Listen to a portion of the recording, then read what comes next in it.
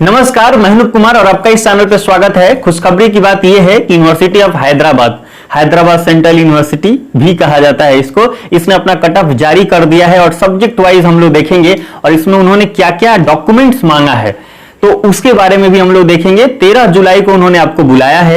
इनका जो ऑफलाइन प्रक्रियाएं होती है, यानी पहले इन्होंने कट ऑफ जारी कर दिया और उसके बाद उसमें आपका नाम है तो आपको जाना है 13 जुलाई को और उस दिन आपको वहां पे डॉक्यूमेंट्स दिखाने हैं, है ना। तो ये इसको हम ऑफलाइन बोलते हैं, ऐसा बोलते हैं। जैसे देखो कट ऑफ वगैरह तो सब ऑनलाइन ही लग रहा है आपका, लेकिन पहले आपको वेरिफिकेशन कराना है, फिर पेमेंट देना है ना। ऑफलाइन वेरिफिकेशन पहले कराना है, इसलिए इसको हम ऑफलाइन बोलते हैं, है ना।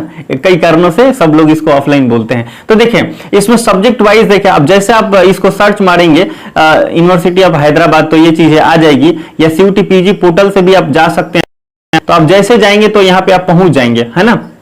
और यहाँ पे पहुंचते हैं, आप देखें यहाँ पे लिखा हुआ है called for admission counselling 2024 PG programme, ये चीजें यहाँ लिखी गई है।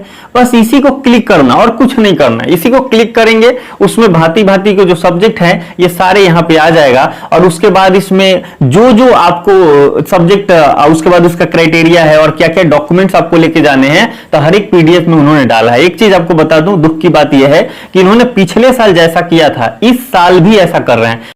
BHU जैसा यूनिवर्सिटी, दिल्ली यूनिवर्सिटी जैसा यूनिवर्सिटी, इतना जटिल उसका है उसमें सब कुछ, फिर भी उसने अपना तरीका बदला है पिछले साल से।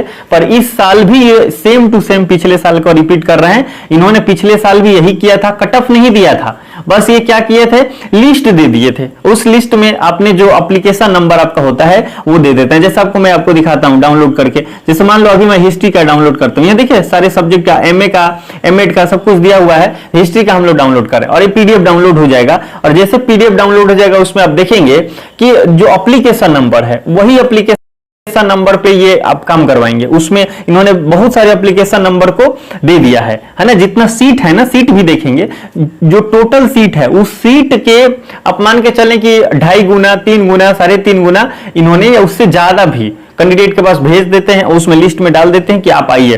तो लोग जाते हैं और उनको भी पता है कि सब तो आएंगे नहीं, है ना। तो जो जाते हैं, है ना, तो उनका वो हो जाता है, एडमिशन वेरिफिकेशन उनका हो जाता है। तो ये चीज अभी डाउनलोड हो जा रहा है, तो आपको मैं दिखा रहा हूं। तो ये डाउनलोड हो गया है, हिस्ट्री वाला डाउनलोड हो गया और इसमें आप लिखा हुआ है, देखिए एकदम स्पष्ट रूप से MA हिस्ट्री लिखा है कि नहीं, और उसके बाद स्कूल ऑफ सोशल साइंस भी यहाँ पे लिखा हुआ है। और अब देखिए यही मैं आपको बता रहा था कि इन्होंने फॉर्म नंबर दिया है, जो अपने फॉर्म भरा था ना, तो वही इन्होंने नंबर दे दिया है और स्टूडेंट को 1 2 3 ऐसे करके कैटेगराइज कर दिया है। दूसरी बात आप देखें, यहाँ इन्होंने दिया है जनरल, ये जनरल के कैंडिडेट और सारे कैंडिडेट यहाँ पे हैं। तो आप देखिए इसमें कितने सारे जनरल के हैं। तो अगर नंबरिंग अगर हम लोग देखते चलें तो हम लोग को पता चलेगा जनरल के कितने हैं। यहाँ तक रिजर्व आ गया और यहाँ तक जनरल का अगर आप देखें तो 181 मार्क्स तक जनरल वाले को रखे हैं। यानी 181 हिस्ट्री में जो कैंडिडेट है जनरल से है उनको बुलाया गया है। उसके बाद अगर आप देखें तो यहाँ पे इसके तुरंत नीचे आप देख पाएंगे यहाँ पर रिजर्व कैटेगरी लिखा है। तो रिजर्व जो है, इसमें रिजर्व में क्या आता है, OBC, WS सब रिजर्व होते हैं। तो उन लोगों का यहाँ पे लिस्ट इन्होंने दिया है। इसी में आपको अपना नाम ये जो आपना है ना, ये फॉर्म नंबर से आपको खोजना है। जब आपने काउंसलिंग किया था तो उस समय ये चीज़ें आपको वहाँ पे था। ओके, आगे देखते हैं। और आगे आप देखें तो इन्होंने बुलाया कब है, तो ये देखिए डेट इन्होंने दिया है 13 जुलाई 9:30 AM। एट इन्होंने दिया है centre of integrated studies south campus of Hyderabad, है ना, यूनिवर्सिटी ऑफ हैदराबाद। यहाँ पे यहीं पे आपको जाना है। उसके बाद आप देखिए रिपोर्टिंग टाइम उन्होंने बोला 9:30 बजे। अटेंडेंस का भी उन्होंने बताया है कि आधा घंटा में अटेंडेंस लगेगा। फिर काउंसलिंग स्टार्ट हो जाएगी 10:15 के बाद। उसके बाद इसमें आप डॉक्यूमेंट्स देखें तो डॉक्यूमेंट्स उन्होंने क्या क्या दिया है, तो ये चीज़ें आप भली भांति देख सकते हैं। डॉक्यूमेंट्स बताइए क्या क्या है, आपको दिख रहा है कुछ? यहाँ पे उन्होंने डॉक्यूमेंट्स दिया है। 10th का आपको चाहिए, ये सारे डॉक्यूमेंट्स ही हैं। 10th का आपको चाहिए। उसके बाद 2 नंबर में आप देखें तो 12 का है। फिर 3 नंबर बैचलर डिग्री का सर्टिफिकेट उन्होंने कहा है। फिर उसके बाद CUET PG का जो स्कोर कार्ड है वो आपको। फिर कॉपी ऑफ हैदराबाद, इस यूनिवर्सिटी ऑफ हैदराबाद का जो आपने एप्लीकेशन फॉर्म भरा था और इसी को भरा था तो आपको नंबर मिला है, एप्लीकेशन नंबर, वही से आपको मैच करना है। उसके बाद पासपोर्ट साइज फोटो लेना है जो कि रिसेंट हो, नया नया होना चाहिए, है ना। उसके बाद आपको क्या करना है, transfer certificate migration from the institution at last studies, आपने जो आपका ग्रेजुएशन है या जहां आपने, जैसे ग्रेजुएशन के बाद कुछ बीएड लोग करने लगते हैं, कुछ और कोर्स करने लगते हैं, तो जहां आपने लास्ट स्टडीज किया है वहां का चाहिए आपको माइग्रेशन। उसके बाद मेडिकल डिक्लेरेशन और एफिडेविट भी मांगा है उन्होंने, और इसके लिए उन्होंने यहाँ फॉर्मेट भी दिया है, तो यहाँ से आप डाउनलोड कर सकते हैं। ये हर सब्जेक्ट के लिए है ना। आगे दूसरा सब्जेक्ट का भी हम लोग डाउनलोड करके दिखाएंगे कि क्या सेम टू सेम है। एसटी कैटेगरी का भी उन्होंने यहाँ दिया है। और एक चीज़ आपको बता दें, ये चीज़ आप देखिए ओबीसी और ईडब्ल्यूएस के लिए उन्होंने एकदम कह दिया है कि इशू होना चाहिए 1 अप्रैल के बाद का, 1 अप्रैल के बाद का होना चाहिए, है ना। 1 अप्रैल या उसके बाद का इशू डेट होना चाहिए। उसके बाद आप देखें यहाँ पे और भी चीज़ें अपन मेंशन किया उन्होंने। फ़ी के बारे में मेंशन किया है कि अब जनरल से हैं तो आप देखिए यहाँ पे आपको 7250 रुपये लगेगा एमए में, है ना। एमए के कैंडिडेट हैं। पीडब्ल्यूडी के लिए यहाँ पे यहाँ पीएच के लिए इन्होंने दिया है यहाँ पे, और इस तरह से बहुत सारी चीज़ें उन्होंने दिया है, तो इसको आप ध्यान से पढ़ लेंगे। जो भी रूल रेगुलेशन है उन्होंने इसमें लिख दिया है। दरअसल बात कितना सा है, बात बस इतना ही सा है कि आपको 13 जुलाई को जाना पड़ेगा। अब हम लोग पॉलिटिकल साइंस का एक और डाउनलोड करते हैं और देखते हैं कि इसमें क्या है, क्या ऐसा ही है ना। आपको क्या लगता है? मुझे तो पूरा विश्वास है कि सेम टू सेम रखे हैं।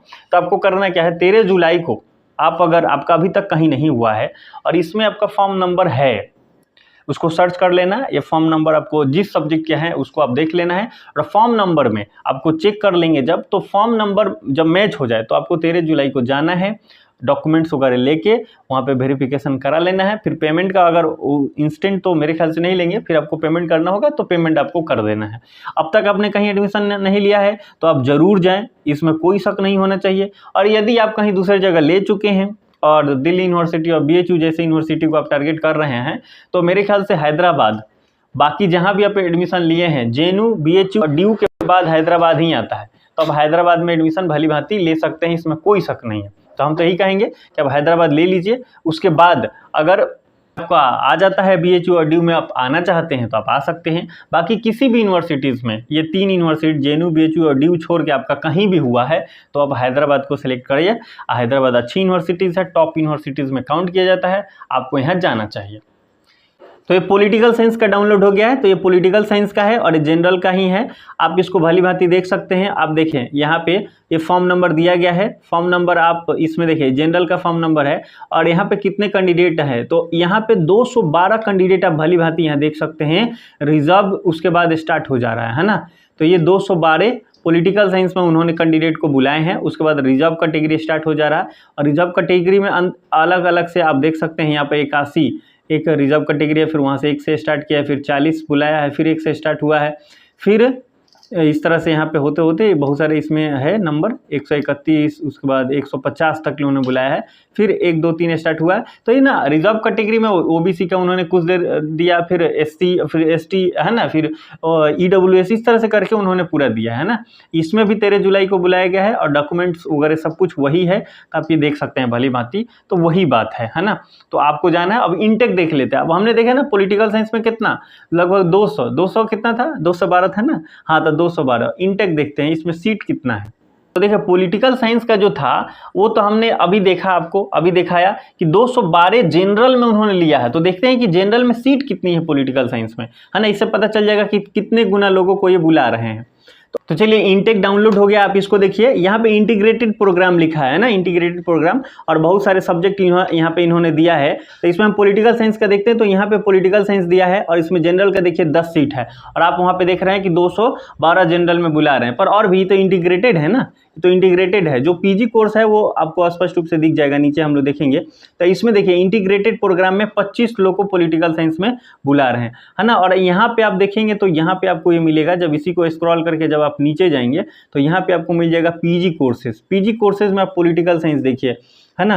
पॉलिटिकल साइंस अगर आप यहाँ देखेंगे तो जनरल में देखिए 21 सीट है, और 21 सीट है, और देखिए बुलाया कितना है, 212। तो देखिए बहुत है कि नहीं, ये ना थोड़ा मोड़ा थोड़ी है, 21 सीट है। उसके बाद आप यहाँ 53 टोटल सीट यहाँ पे दिख रहा है, और पीएच और पीडी का यहाँ पे कुछ सीटें दिख रहा है, पर 53 सीट है, बस इतना ही सीट है। और कितने सारे कैंडिडेट के पास मेल चला गया है। हो सकता है इससे ज़्यादा थोड़ा सा वो कैंडिडेट का एडमिशन लेंगे, पर फिर भी ये तो बहुत कम है उसके कंपेयर में। हो देखे तो हमें तो लग रहा कितना गुना ज़्यादा, मतलब 20-25 गुना ज़्यादा बुला लिए हैं क्या, ऐसा भी लग रहा है। तो ये सारे यहाँ पे इंटेक दिया गया है। खुशखबरी बस इतना सा है कि आपको अब अगर आपका उसमें फॉर्म नंबर है आप देख लीजिए, उसके बाद आपका नाम है तो आप 13 जुलाई को जाइए और वहाँ पे वेरिफिकेशन कराइए। मेरी शुभकामना है कि आपका वहाँ जाने के बाद आपका काम हो जाएगा। मिलते हैं अगले वीडियो में, तब तक आप मस्त रहें, स्वस्थ रहें। जय हिंद, जय भारत।